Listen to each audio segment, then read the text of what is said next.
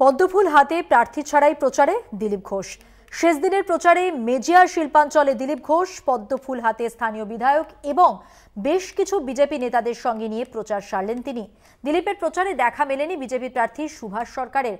অন্য রাজনৈতিক কর্মসূচিতে ব্যস্ত থাকায় সুভাষ সরকার প্রচারে যোগ দিতে পারেননি বলে দাবি বিজেপি নেতৃত্বের। তবে তৃণমূলের অভিযোগ, গত 5 বছর মেজিয়া শিল্পাঞ্চলের কোনো উন্নয়নই করেননি সুভাষ সরকার।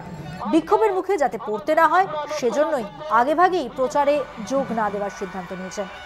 দেখছেন সেই প্রচার কার্যের ছবি, যেখানে দিলীপ ঘোষ উপস্থিত।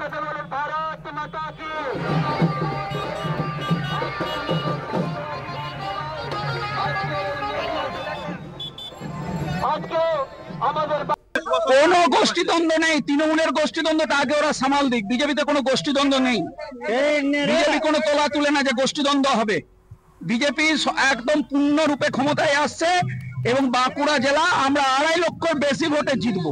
কোনো গোষ্ঠীদ্বন্দ্ব নেই তৃণমূল, কারণ তিনি 19-এ জিতে আজকে 24 হলো। 5 বছর, 5 বছরের মধ্যে মানুষ ওনাকে একবারও দেখতে পায় না। রাতের অন্ধকারে তিনি সেদিন বানজড়াতে এসেছিল। আর যখন আমাদের এই 19-20 যে করোনা হয়েছিল, সে করোনার সময় মানুষ ওকে দেখতে পায় নাই। তাই মেজা ব্লকের জন্য তিনি কিছুই করেন নাই। তাই ক্ষোভের মুখে পড়ে ভয়ে তিনি মেজাতে আসতে পারেননি।